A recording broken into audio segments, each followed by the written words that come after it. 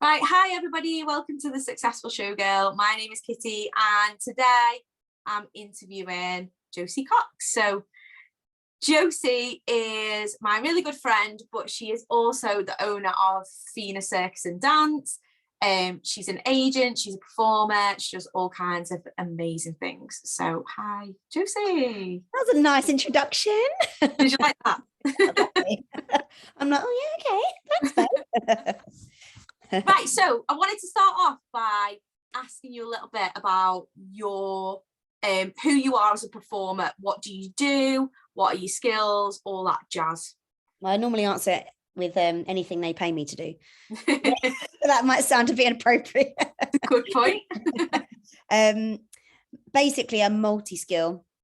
So anything from your typical stilts and fire gigs up to corporate gigs doing, well, I wouldn't say contortion. I'm more of an acrobat than contortion. I used to do contortion when I was younger.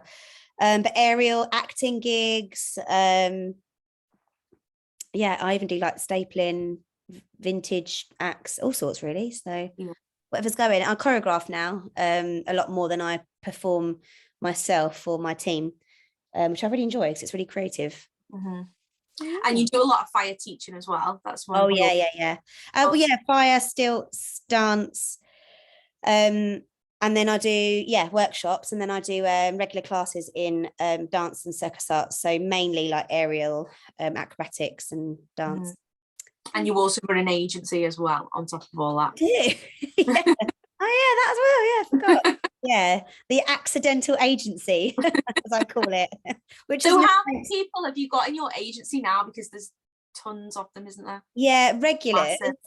So mine's a little bit more of a mentorship scheme. I suppose is the best way to describe it. I'm not really sure if there is a name for it, but I have a select group of performers that I tend to try to only use those performers for my gigs. And they come to classes and I train them up. There's around 8 solid. And then the wider circle is around 15. And then if I can't recruit or if I can't use those performers within the group, then I'll go outside and ask other people if they can do the gigs for me. So yeah. Cool. So tell us about your early performing career. So how did you get into it?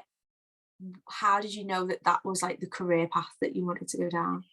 The sensible answer would be I started off as a dancer and acrobat stroke contortionist when I was a child and a gymnast. And I did that from the age of 2, really young. I was sent to dance school because apparently I was a fat kid. I don't think it was unhealthy. I think I was just lazy. Apparently I started walking really late. So my mum took me to the doctors and they said, just give her some extracurricular activities to catch up with the other kids. So I got into a dance school that taught acrobatics and dance. And yeah, the weight dropped off really quickly and I caught up. And then when I was 18, I auditioned, I can't even remember who it was for now, just for like a local club, I think it was, to do podium dancing as a bit of some side money for the job I had. And when they found out I could do acrobatics and contortion, quite a few people were saying to me, you can do that as a job. I just thought it was like a circus thing. You just only did that in the circus. I didn't know you could do any circus or, burlesque or anything like that outside of a cabaret or circus. So when someone told me, you can earn some money from this, I was like, okay. So that's what I started doing basically. And then I went abroad gigging. I was traveling for 10 years on and off. Traveling abroad, bumped into some awesome people on the way. And then I think with the circus industry back in my day, it was really nice community and people did a lot of skill swapping. So I would teach people some stretch, acrobatics, flexibility, things like that, and they'd teach me things, and that's how I got into fire and stilt walking and all sorts of other bits really. And it went on from there, just meeting people and then getting an interest in it. But mainly I learned the other skills from traveling and meeting cool people. Yeah, cool. Yeah. So what's the coolest job you've ever done? Or top 3 if you can't just pick one. Goodness. I did something for Cirque Bijou, which I really enjoyed. And that was it was a whole production. It was like the scale of like a musical, but in a much bigger venue. That was really cool. And that was angle grinding and pyros, which I also do. That was a really cool gig. Most of the abroad ones, like working in Dubai, I think I've been there 3 times and worked. They were pretty fun, awesome team members as well. And I think at the time, yeah, probably those 2. Oh, and we've done some really nice gigs, like working for some top artists. I think we've done a couple of like dance gigs for people like example. I think we did a still gig for Swedish House Mafia, festivals. There's not really like one top gig, it's more like a smaller gig. But now, that was in the day, now I love my corporates, and now I get asked to create shows, so I get to be really creative. Recently we did an awesome gig, 1920s themed, where they wanted us to come up with some choreography, new acts, etc., for a specific client. So that was really fun. So there isn't really one. That was a rubbish answer, sorry. It wasn't. That's good. They're all pretty good. It's difficult to just pick out one amazing job, but I've got the next question. What's your worst job you've done? Performing or ever? Performing, and then you can tell us ever as well. I'm sure everyone will be interested.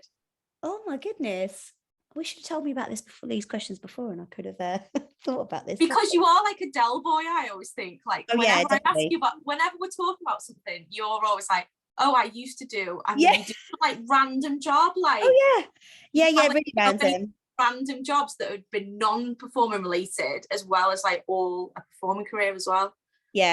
So non-performing, the most random dangerous one I did was I used to load up the clay pigeon shooting machines. If you this isn't even one that you've told me. This was not. Have I not told you this one? Oh my god! Never told me this one. Go on. I was covering for a girl, and she basically quickly told me, this was back in the day when there was no phones. I was only about 13, and before I went, she was like, "You've got to make sure you do this, and if you don't do it in time, it will take your arm off." I was like, what? She was like, oh yeah, I dislocated my arm a couple of weeks ago from it pulling my arm. Oh my god. Oh right, okay, cool, yeah. They gave me a tenner for that. So that was the most random scary, because the whole time I was doing it, because you have to listen. As soon as they shout, I think it was pull, is it they say? Once they've shouted and it's launched, you have to really quickly load up the machine again before it takes your arm off. So, oh my god. Yeah, that's a really random one. So that was the worst and scary. Performing, I don't know about one, but I think the ones where the client takes the mick a little bit, I think. Yeah. You turn up and they're like, oh, it's just an ambient like set you have to do for, I don't know, dance. You turn up and they're like, oh no, we're expecting a full-on like choreograph routine with acrobatics and tumbling and all sorts, and then you feel like you're being the, I don't know if I'm allowed to swear, am I? Yeah. I feel like then I'm being the asshole by saying, well, that's not what you paid for, and you'd have to pay for rehearsal and things like that. So I think it's those awkward ones that I've always found a little bit not comfortable. Yeah, the ones where they try and get more out of you than what you've originally, or the ones where they don't pay you. Yeah. The awkward conversations, those. Nothing specific I can think of, but because there's been a few, but the older you get and the more you're in this industry, the more you learn how to deal with it. So oh no, I do remember a job. Oh, go on. It was where I wasn't paid. It was in Canada. But Equity, this is a good tip for anyone as well, were fantastic, because if you're a member of Equity in the UK, they help you internationally as well. And I had to take her to court and go through legal proceedings, and it was a long story, but and she was trying to drag my name through the mud in Canada, which is really random because I wasn't even there that long. It's because she didn't want to pay me. So that was an awkward one. Right, what is the biggest mistake you've ever made, and what did you learn from it? Again, performing? But I'm going to say performing. Yeah. Keep it relevant. Let's keep it relevant. A list as long as my arm for life. Yeah. Let's keep it relevant and clean, shall we? Performing.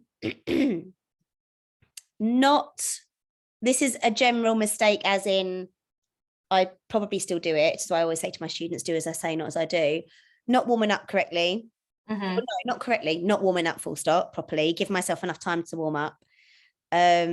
Because the amount of injuries I've accumulated from just being like, oh, I'll be all right. Like I used to be able to, you know, do a chest down, put my arse on my head at 18. I'm not 18 anymore. Mm-hmm.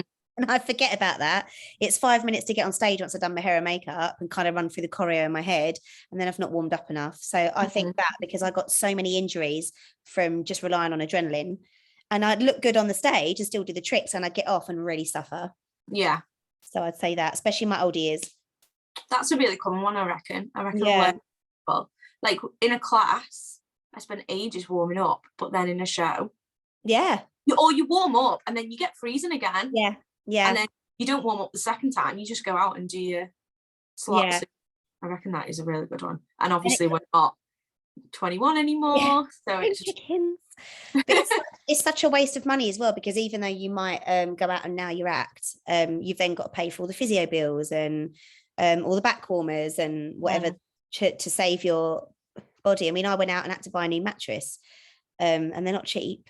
And yeah, physio appointments. It's just wasting money for the sake of just spending a good at least 15 minutes, if not longer, warming up properly. And it's not like I don't get to the gigs early enough. I just forget or don't plan it properly to warm up. So yeah, I'd say that in a general is a regret for sure. Cool. Right. What do you wish you'd known from the beginning? Wish you'd been told before you even started?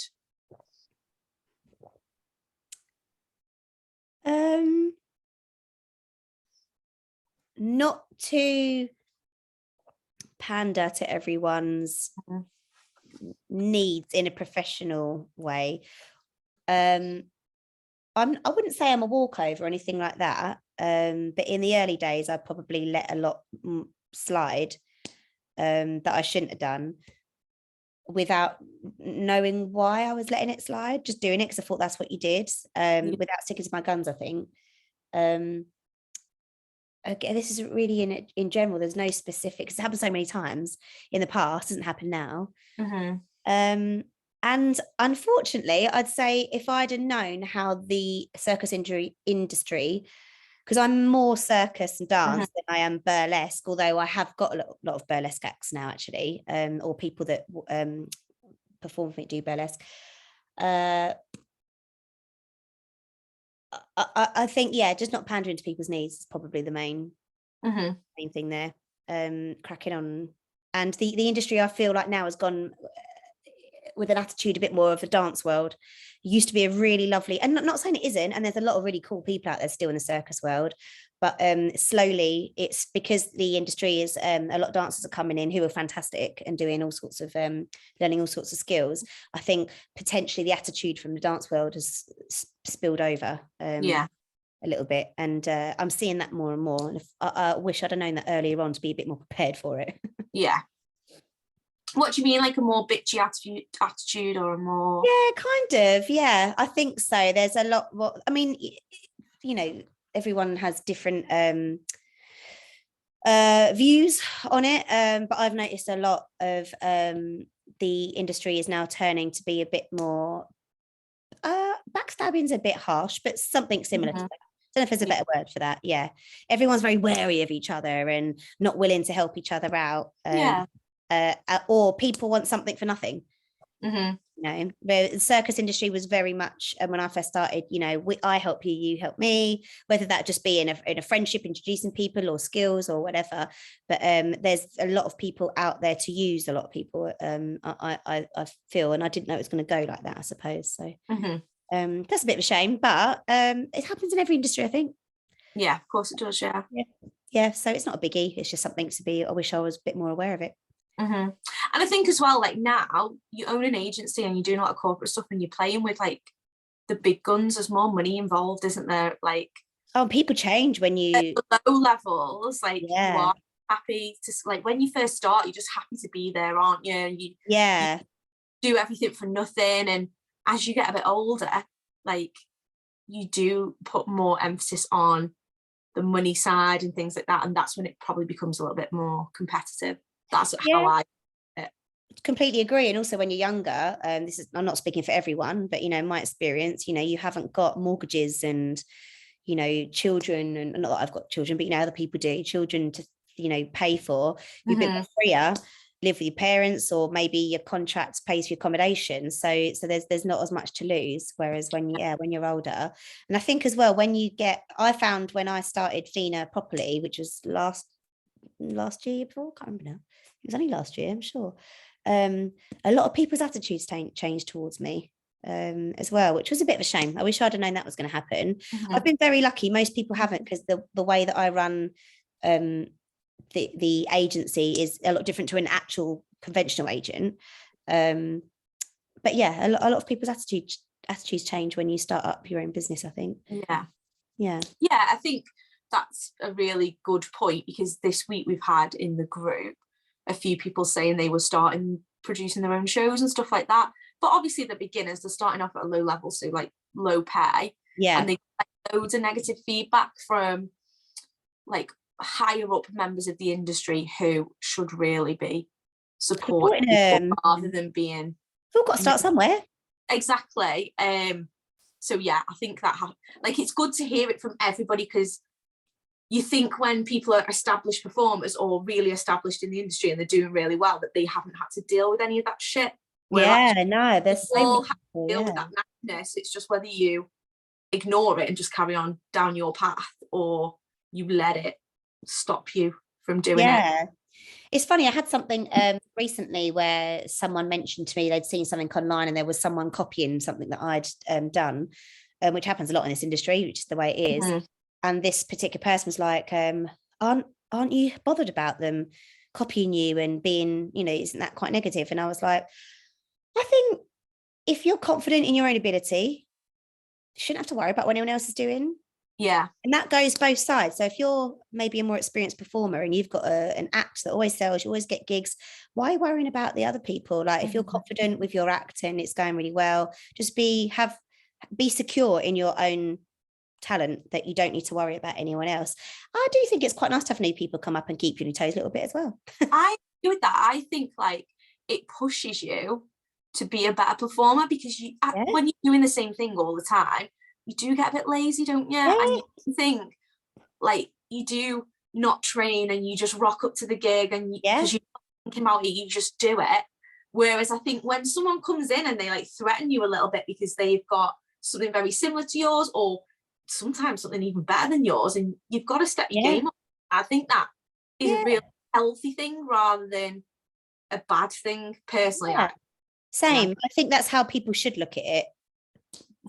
Whether they do, I mean, even my own performers that work for me, like they come in, they're beautiful, they're tall, they're really talented, they're bendier than me, they're way better than me, and then I'm like, well, I better up my game, because if I have to go on stage, they're gonna think shit one, even though I trained a lot of them. So it's kind of a proud thing for me, like, oh, I'm so proud of you because you're doing so well, but also shit, I need to up my game a little bit. I totally agree. Exact same thing as well. And I just think like it's really nice to see people that you've taught doing really, really well, and when they become like a competitor of yours, I think like that's the ultimate achievement really as a teacher, because you teach a lot like I do as well. Like we obviously both perform and we're professional performers, but we also love to teach. So I think when you do that, when that person becomes your competitor, you've obviously done your job. I mean, maybe that's why our attitude is like that, because of that reason. And I've always taught. I've always loved it. I've always taught. I love passing on skills, and I love people see their own take on things as well. But I think it would be nice if people saw it a little bit more like that. Look, don't get me wrong, there's all sorts of problems in the industry, and we're all going to have a little moan about certain things that to that particular person, yourself, myself, whatever, that would niggle us a little bit. But to go out of your way to, like, from what you're saying, maybe some people have been a bit too outspoken and embarrassing people about it. That's not very professional, I don't think. You've got nothing nice to say, don't say it. Agreed. Especially not out in public. Right, so what advice would you give to newer performers? I feel like you've just put loads of advice in that, what you just said already, but what would be like your ultimate piece of advice to somebody that's coming into the industry brand new? Keep upskilling. Keep upskilling. I still do it now. I was literally at Forgotten Circus in London the week before, with my injury, with Lindsay, I love her, she's such a great teacher, doing some circus physio, which I thought would be really good for me personally, because I was getting injured a lot, to learn about that and injury prevention and so on. And then I did a hoop course with her. Hoop is my main thing on aerial, but you've always got to try to match your competitors, as you say. So yeah, keep upskilling, don't get too complacent. Today we had a challenge in the group, and they had to pick 3 people who like inspire them and say why. And you were one of my people, and I said, because you always are obsessed with continual professional development, and you're always going to learn from other people. Like, that is your obsession. I feel like you will literally, even though you're an amazing performer, go anywhere and everywhere to learn from as many people as possible. Oh yeah, I love it. I mean, I drive up to Jewel Academy and get Jade and Robin to kick my butt. I'm sure they enjoy that loads. I go wherever, and when I go on like holiday or something, I know it's probably not really that enjoyable for some people, but if, like, my partner's a runner, if he's going to Wales, for instance, or the Lake District running, I'll just look up a local studio. Even if it's a beginner class, because you can learn something from everyone.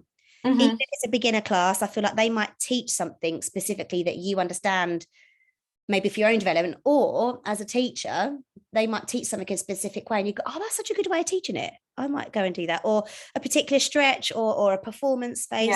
I just think it's so good to do that. And I'm always inviting people to come and do workshops, at other teachers to come and do workshops at FINA, so I can train as well. But I think it's really important to keep current. That's how we know, isn't it? Because I was running aerial classes online in lockdown, and you just joined my classes. We didn't know each other before. And you are a much better aerialist than me, more bendy, you know more stuff, you're more strong, everything, but you still came to my class just to learn from someone else. And I think that's taught me a lot as well. It's made me think, you don't have to be always going to someone who's better than you to learn from that person. For sure. I mean, I'll just go, even a beginner class, they might have some particular conditioning tricks that I'm like, oh, that's good. I mean, you're a great teacher, so I really enjoyed that. But also, I'm lazy. I won't train if I'm not with someone else. So just the fact that I had to be accountable and log in online was really helpful for me. But I think keep training, try and stay as healthy as you can, and I mean that health wise, to keep your body able to do things you want it to do, whatever that might be. Tips. What's your favorite thing about being a performer? It's not the blimmin' hair and makeup, which everyone thinks it is, or the costumes. That can sod off. Like, that's my favorite bit. I like the way it makes me look, but I hate taking it off.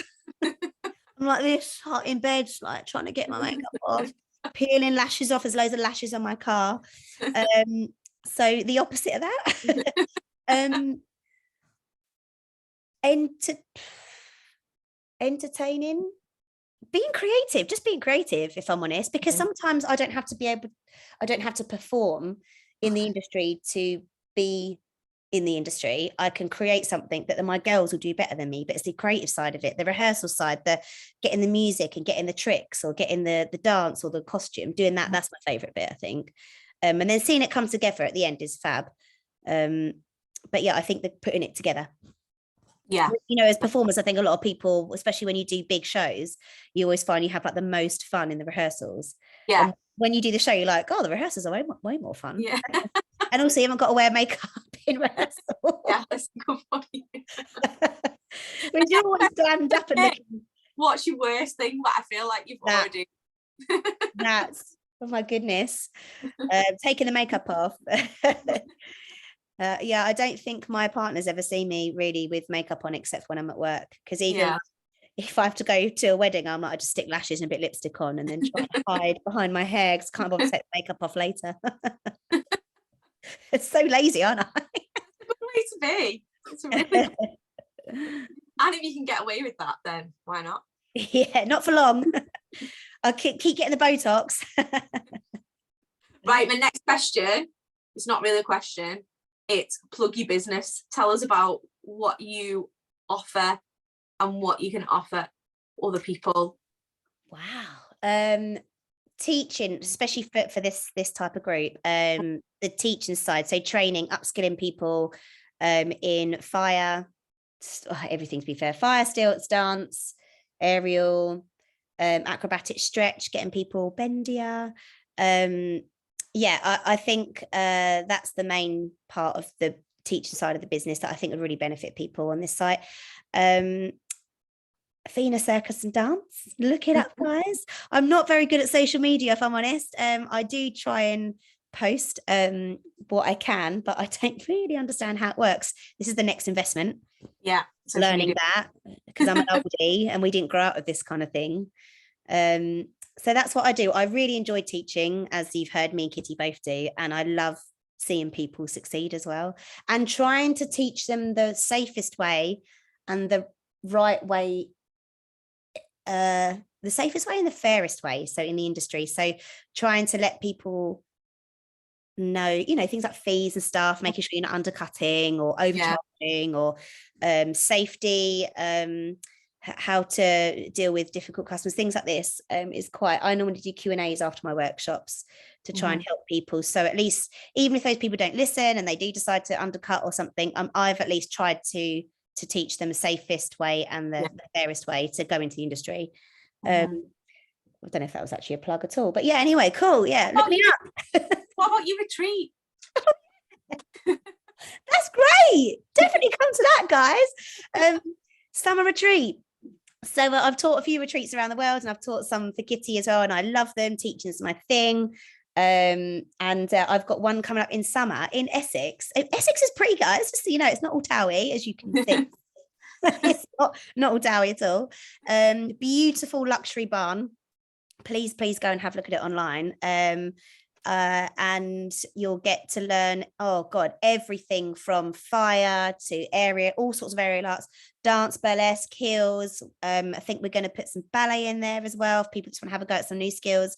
We're going to have Kitty's martini glass, and my new vintage slipper bath, which is great for burlesque and vintage performers. And then we're also going to be off, it's all food included, accommodation, the whole timetable. We're probably going to have 2 teachers teaching at the same time, so you can kind of write your own retreat. So you get a bit of a choice. So some of you might want to do more one skill than the other, so you can kind of work it out yourself. And it's my birthday as well, so we're gonna have that weekend. Yeah, pizza and party night. Whoop, whoop. But yeah, and the idea is to come down, you get to try lots of new things, and if there's things that you can already do, I'm going to try and write certain lessons to suit the people that come in. So even if I don't know your skill level, I'll pick it up pretty quick, and I'll be able to, hopefully upskill you. You'll go away learning something new and try new skills as well. But yeah, there's a hot tub there, and we've got a beautician coming in and a photographer coming in to do professional photo shoots. So yeah, I'm really excited. It's my first one that I've run properly. Thanks to everyone, including Kitty, that's had me down for theirs, so I can kind of learn how to run my own one. But yeah, I'd love it if you can join me. And definitely any questions, just message me. The information's all on my website. All your information underneath this post. Yeah. It's also not just for performers. I go to retreats sometimes just to get away, have a girly time, and just keep fit, really. So it doesn't have to be people that want to perform. It can just be like a little holiday, little activity holiday. And you do as much activity as you want. You don't have to do whole 8 hours. You could be like just one class and then just sit in the hot tub the rest of the day on Sunday. everyone go, because I really want to go, but I can't because I'll be. I know, you're so rude. How dare you have a baby? So jealous. So rude. You're not allowed to have babies. So everyone needs to go so that I can live through everyone in the group. And then you come next year. And then I'll come next year, yeah. Yay. So how has your business evolved over the years, from becoming just a performer that travels around the world to now what you've got going on? How has it changed? Yeah, I was just a self-employed performer, one-man band, and I used to work with lots of different people doing like in shows where you just get put together, and then we created like duets and stuff for lots of different people. I've worked with so many people creating group numbers and whatnot. And then in lockdown, or it might have just been before lockdown, one of my students who I used to teach at the aerial studio approached me and said, I want to do whatever you do. Can you mentor me through it? And now she's working for me full time. She's got a full-time job out of it, really doing very, very well. Yeah, she put all of her time, skills. I'd say to her, go and learn this, and she'd go and do it, and she'd come back and she'd learn poi. I'd teach her and I'll go, right, now you go away and learn it, and she'd do it, or fire, and then she'd do it. I never had to like keep pushing her. We worked on lots of duo stuff in when we were allowed to see each other in lockdown. And then from there, that's how the agency started, or it was like a mentorship scheme first. I was obviously taking commission because of the contacts and the training I was doing. And she was coming to my classes, and then more people started learning how she got into it. And some of my other students some of my students I've taught since they were like 13, 14. Yeah. So when they were 18, they'd already expressed an interest, and it grew from there. The idea is that my idea was a business model, I guess. You come to classes, for instance, as a child, you learn from me, and then when you're old enough, if the gigs are suitable and they're suitable for the gig, I suppose, then they get to perform. So, it's an investment into their own career, if that makes sense. Yeah, definitely. Most of the people that work for me now that are part of the agency, and a lot of my teachers as well, still come to class. So it kind of went from teaching into and performing, and then collaborating the two. Yeah, it became kind of an agency. So there's two parts of business: the agency side and the teaching side. Yeah, I think that answered the question. Yeah, definitely. So who inspires you? And why? What performers inspire you? Oh my God, the list is endless. We're going to say that because you love going to learn from new people. Yeah, so. I'm going to be like, oh my God, I forgot to plug this person, that person, my God. So many people as performers. Jade, love her. Jade, Marissa Flash, Bendy Kate, insane. Chris Madden, he taught me fire. He's one of those guys that just has a lot of knowledge about a lot of stuff that you're just keep telling me. People that are just generally nice in the industry as well, that I learned when to chill out and calm down, and that Els. So many, I can't even think. So some of them inspire me as performers, and some of them inspire me as performers and their kind of general personality about the industry as well. Yeah. There's loads, to be honest. I'll probably miss loads, and they'll be like, oh, what did they say me? But I'd say those are the main ones for lots of mix of reasons. Business wise, you've got Jade obviously, and Robin with their school. Kate just opened one. You've been phenomenal, especially in the branches that you've gone out into, where I've always kind of thought, I'd like to do that. And then you've gone and done it. And I'm like, sweet, right, okay, it can be done. Let's do this. I really like the attitude that you have with, try it. Yeah. Like the retreat, I've been dying to do one for years. And years. And you were like, just do it. I was like, oh, okay, thanks, man. I will then. Yeah. When you put on a spot and you can't think, but yeah. I've tried to pick people that have got agencies, schools and performers as well. So yeah, a few there. So today we talked about in the live things that I thought made a good a good professional performer. So we talked about like, there's obviously like your performer skills, honing your act, all that stuff, training, doing things, but then you've obviously got your business skills and stuff that you need, your marketing, your branding, all that. Oh my God, yeah. There's a lot of performers out there that don't have that. Yeah, people don't have any, and that is the downfall. But then there's also that third bit of being a nice member of the community. I get you more jobs than being that person who always has something negative to say or whatever. So I wanted to know what you think makes a successful showgirl, what makes a successful performer. Oh, personally,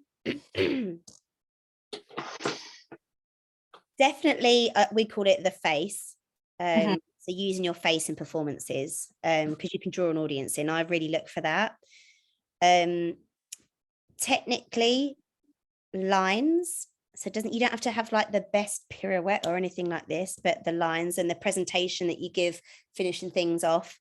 Costume's a bit of a big deal. I've seen phenomenal performers turn up in what I would wear for training. Definitely attitude towards it. My performers, their attitudes are fantastic. They're always saying how much they love each other, like in their group, and that they've got a lot of horror stories from other places they've been where they've just not been nice to each other, but they're so supportive. We go and watch their shows, you know, other agencies that they're with, we go in and watch some of their gigs and stuff, so really supportive of each other. But also being supportive, but also being passing on advice that is not intrusive. Does that make sense? I think that makes sense anyway. So if someone comes up and says, you know, how much I charge for this, I'd tell him. I probably wouldn't go in with with it straight away, if that makes sense. Not like giving unsolicited advice. If that makes sense.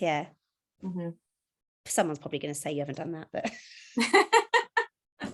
well, we all say these things, but then we all like make the mistake sometimes. Or I always think of like things I've done in the past, and then I think, shit, I would never do that now. Oh my God, so many. You're always learning, aren't you? Like, even someone who gives other people advice, you're learning. Like, as a mentor, you don't not get it wrong ever. You obviously make. Oh my God, we're all human. We're all human, definitely. And you're gonna want to, you know, this in this industry as well, like you're gonna want to help other people more than others, simply from the attitude or the aura that they give. So I think I look for that as well. Like we make a joke in FINA that I shouldn't say this word at all, but I'm the worst it can be, if that makes sense. Like, everyone's so nice to each other, and if anyone was ever horrible or disrespectful to each other within the group, I would just not use them anymore. And not that I'm disrespectful to them or anything, but you know, there is a certain level, if you're paying people and you have responsibility and stuff, that there's like a general rule that and it's in their code of conduct, they have to be nice, respectful to each other, no matter what. If you can't say anything nice, don't say it at all. I think that's a real big thing, and it makes you want to help people that are kind to each other as well. Oh, that's such a lame, be kind. But it honestly does. Like, I'll, like, when I started out, the people that weren't very nice to me apply for jobs with me when I do castings, and I never book them. It's just because I think, well, if they treated me like that when I was a new performer, if I have a new performer on the bill, are they going to treat them like that? I don't want to people like that. I want to book people who during my time when I was nobody and no one knew who I was nice to me and helped me and gave me advice for and other than they were just nice people. And I think when people get further and further up in the industry, they will pass that back down to you. For sure. I mean, I'll sit there all day and like give people advice, and we'll jam and stuff. If they this sounds really awful, and it's not necessarily for me to judge, but I mean, like, you personally can take that as you will, but if you think they deserve it, then I mean, there's there's also you can be, I don't want to say negative, but you can say things about other people if it's factual and not disrespectful. There's a difference between being a bitch and then saying something that's a fact, I think. But it's not needed to be said to the person if it's not going to help them in any way. Do you know what I mean? Like, if they've not asked for it. And I think just having an attitude of, if it comes from the right place. Does that make sense? Yeah, that definitely makes sense. Yeah. Cool. Oh, thank you so much for being in us.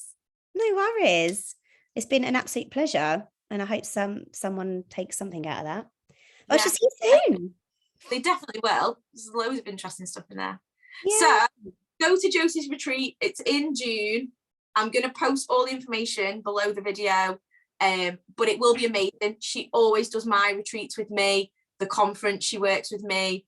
Everybody who's been has loved it, and a lot of the people who have been to those have also booked on, haven't they? With yeah, they have. Can't wait to see you all, girls. They're super about the about it last week. So yeah. Oh, thank you so much, Josie. You're very welcome. Bye. Bye.